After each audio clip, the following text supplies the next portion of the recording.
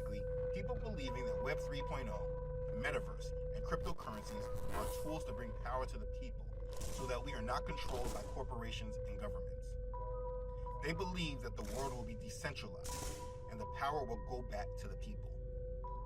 People excited about cryptocurrencies, about NFTs, the metaverse, and Web3, they believe that this new change coming to the world will be about bringing equality and fairness to the world. So they are all super hyped about this coming future. This mind control is just another version of the vision that they try to sell us with the idea of democracy. Power is always held in the hands of a small few. The only power that they give out is the power of illusion. They give out the illusion of freedom. But let's keep going. The next tool that will be used in Web3 to help with the trust is cryptocurrencies. You see, they can talk all day long today about cryptocurrencies and their volatility. It's only because the people that are talking about this don't understand the technologies and the future. They're only looking at it as a currency that's tied to fiat currencies, when that has nothing to do with what cryptocurrencies were created for. Cryptocurrencies in general will be used in Web3 to build trust. Cryptocurrencies are the incentive mechanisms behind Web3. Instead of using ads to power everything, cryptocurrencies are able to align the incentives of creators and users. Instead of passively using a network that is funded by someone else, blockchain networks are able to reward users directly, giving them good reason to support the network themselves. Web 2 chooses to extract value from users. Web 3 is able to redistribute value directly back to its users with coins and tokens. It is a complete new world and economy. It is a completely new way of doing things, so it may be hard to understand and imagine at this point that we're in. Users are given tokens for participating on the web, which can be used then to vote on decisions regarding how a platform should change or improve, or demand what features we want to be offered. These tokens could even accrue real value and build wealth. What is happening with Twitter is the most public example of what they are speaking of. They just use a bunch of keywords when explaining it.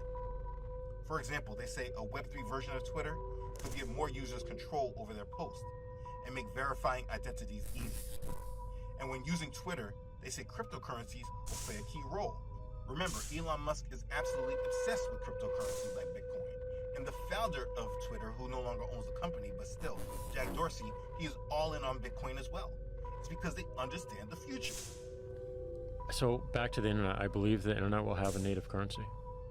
So a Twitter Web3 application that runs on a certain blockchain, let's say Ethereum. Ethereum is a type of blockchain. It's much more than just a cryptocurrency. But a Twitter Web3 application that runs on a certain blockchain that uses a specific digital coin or token, let's say Twitter coin, the more you use Twitter, the more you will be able to obtain these coins or tokens, and those tokens will be able to transact in the new economy somehow. There are different coins popping up from different companies. For instance, Pep coin from Pepsi. You'll see them everywhere.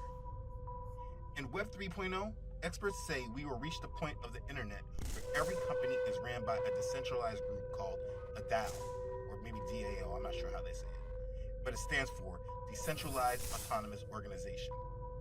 This is an organization run by code, agreed upon by the people who started the DAO. This is facilitated through smart contracts, which I cannot explain in this video. Our whole world and economy will run off these smart contracts. It's a new way of running companies, and this will work with climate change agendas as well. We'll also see something called dApps, Decentralized Applications. These are open source apps created with smart contracts and executed on the blockchain. dApps brings together multiple smart contracts and adds a user interface, meaning how the person would actually use it on the web. The result from the DAO and the dApps is a new world of companies and applications that look familiar, but they provide the trust, decentralized, and secure nature of the blockchain. It's how our companies and our apps that we use will appear to us and work on Web3. The key to Web3 is having a wallet. You need a wallet in order for you to use the dApps. MetaMask and Coinbase wallet, this is different from a Coinbase account on a centralized exchange. MetaMask and Coinbase wallet are two popular wallets. These wallets allow you to carry your cryptocurrency around. In our current web, Web 2.0, you only need a browser and apps. But with Web 3, you need the web, which will be more interactive than a simple browser.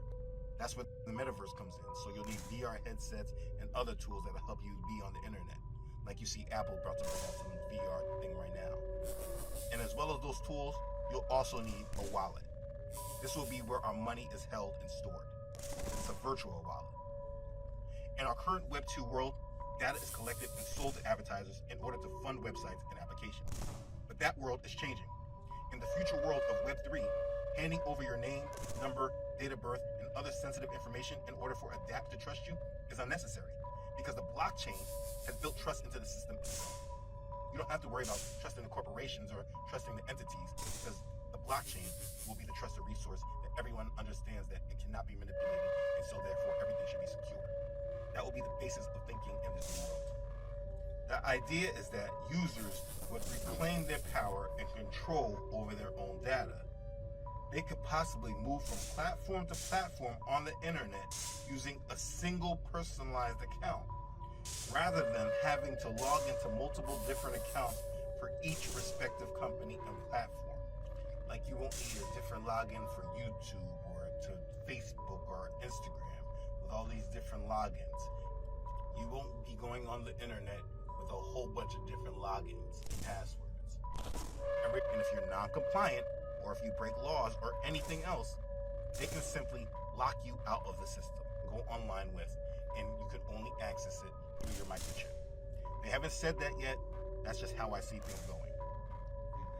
This is what the metaverse is being built for, though. And in order to transact and buy and sell, you will have to do it through the system, because this is what the new system will be based upon. As I just said, people will have one online identity that they're able to use in order to live out their daily lives. And if you're non-compliant, or if you break laws or anything else, they can simply lock you out of the system. That's what they don't tell people. You know how they make a system that you can't buy or sell without having a mark? This is that way. You have to understand that this is a completely new system and new world being created. This system does not come about until after the chaos. And if you're non-compliant, or if you break laws or anything else, they can simply lock you out of the system. And if you're non-compliant, or if you break laws or anything else, they can simply lock you out of the system. That's what it is. The system is prepared to implement the new changes, yes. And the people are ready to adopt it, yes. But for full implementation, there must be enough chaos to support a massive change for the whole world to adopt. Now, this is not a hypothetical or far out science fiction. This is all technology that's already here. They're just waiting to roll it out. Let me sum it up how I see the rollout. And if you're non-compliant, or if you break laws or anything else, they can simply lock you out of the system. After the economic currency collapse that will throw the whole world in chaos, after countries are destroyed and populations lost because of the war that will ensue, after people die from famine and the new pestilences, after our systems are made insecure because of cyber attacks, after more judgments happen that they will blame on climate change, after the world has been completely uprooted, a new world government and a new leader will work with the brightest minds all over the world and bring in a plan of peace and security that will bring the world out of the ashes that it came from. And they will fix the problems that brought the world to the division that it's in. This phoenix that rises out of the ashes will be the new world order. The changes implemented will be the Great Reset. And the leader that solves the problems will be the Antichrist. The system that will be built will be in the metaverse, and the whole world will be brought online. The whole world will be able to interact with the beast, the Antichrist. He'll be in the metaverse, and if you want to be a part of his solution, you will accept his mark. That will be the only way you can access this new system. And that will be your only way to buy and sell in this world economy. Because they'll be tying your personal identity to the chip, which will make it sound more secure and less hackable, and make sure that there's less fraud and everything is secure. Peace and safety. We are all being primed and conditioned to accept this all. All these technologies are built and are ready. The only thing they are waiting for is implementation. And that does not happen until the collapse that we are currently watching happen at this moment really takes hold. In the United States stock market, it's the NASDAQ that's collapsing first. All these tech companies are collapsing to reform. and it's only time that will tell what companies will still be around. You have to understand that these people moved to a philosophy of order out of chaos, and we are at the doors of the chaos. To prepare and protect yourself, the one thing that you must do is understand how much you have placed yourself into the hands of the system, and how conditioned you are to accept where they are taking things. Very much like when they put out the mandates. People were totally opposed to taking that solution until they tied in a requirement that said you couldn't partake in their system unless you took their solution.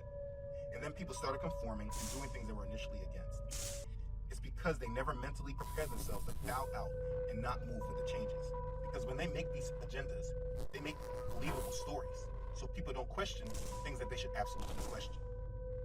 You need to be mindful of your interaction online and how dependent you are on the internet.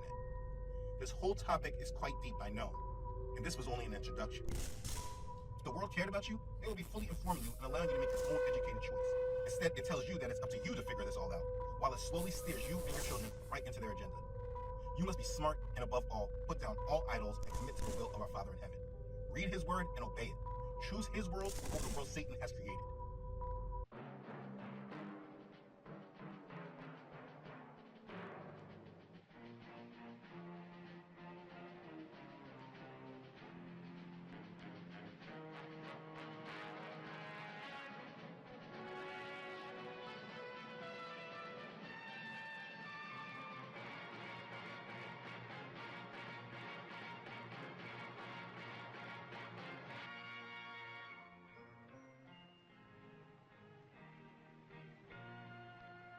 Some people have a deep, abiding respect for the natural beauty that was once this country. And some people don't.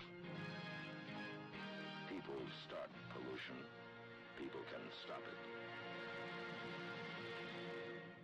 Write for Pollution Booklet Box 1771, Radio City Station, New York.